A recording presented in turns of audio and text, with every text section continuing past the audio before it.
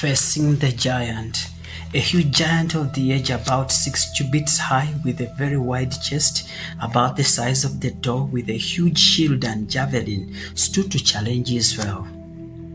For 40 days he shouted at them, and no one was strong enough to stand him. Goliath was not that strong. He was only strong because of what people had spoken about him. That was his capital.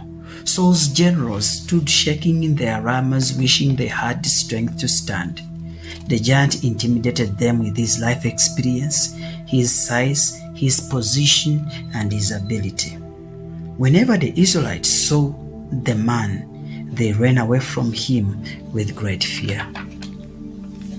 A little boy with no military training and no spear stood with a positive question, asking, "What shall be done to a man who will kill the Philistine?"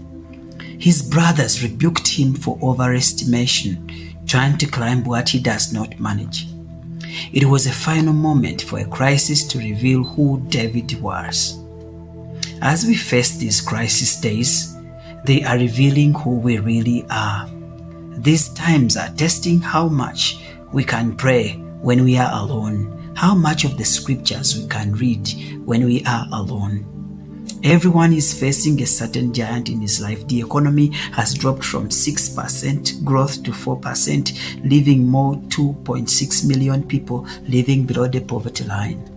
Before COVID-19, 41% of the people lived in uttermost poverty. The GDP, which is $35.2 billion, the lowest in the region after Rwanda, is also alarming. We are faced with a giant of the age called the virus.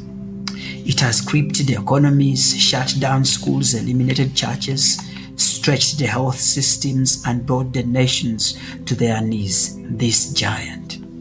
The Bible prophecies have come to pass that the earth will shake, that marriages will be without celebration, Jeremiah 16:9. People will die and they will not be able to be buried by their loved ones.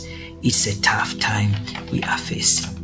We are faced with the giant of the age called the virus. A survey done in 1962 showed that people who reach giant positions in life have defeated giants in life. These pandemics we have faced are shaping us as a church for better days ahead. We'll be more intentional at preaching on social platforms rather than putting on nice pictures on how we are dressed well in cool dresses. As we face these days and as we face this giant, what do you see? Do you see yourself starving, unemployed, deported back to the village, no longer useful? Do you see a sick world and a dead church after COVID? A few lessons can be gleaned from David's confrontation of Goliath. The true measure of a man can be determined by what it takes to discourage him. David saw an opportunity in a problem. And so Saul tried to talk him out of the problem, not to fight, but David built from his past successes to affirm his fight. We have survived World War I and World War II, which claimed lives of over 95 million people. We survived HIV and AIDS, which claimed over 36.3 million people. I know that we'll get over this pandemic, which has claimed over 4.5 million people at the moment. Build on past successes. The God of the mountain is still the God of the valley. The churches are closed, but we still meet and see each other's faces online and laugh and wave and feel the community. The economy may be gone, but we still have life. The jobs are gone, but somehow we are still able to eat and drink.